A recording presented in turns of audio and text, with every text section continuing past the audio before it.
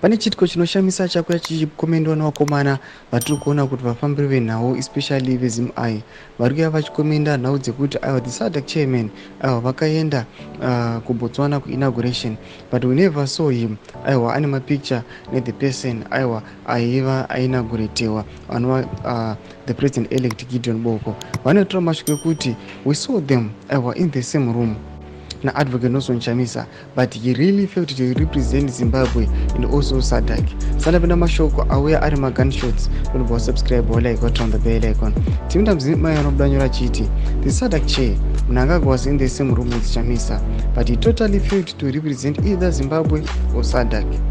The only person who spoke for the 15 million great symbols is the blue-clad led nelsonchamisa. Vani vachiendera mberi vachikomenda pane the posting yakanzi I've seen pics of Botswana president with Chamisa Maime akaenda ichilema Julius Malema etc. Can anyone post it for me? I want to prove to people that he wasn't isolated. Domashko nobuda panapa chiti aiwa chibotipo mapicture emutungamiri wenyika yeZimbabwe ari iye the Sadc chair aiwa ari ane mutungamiri mutsva wenyika yeBotswana.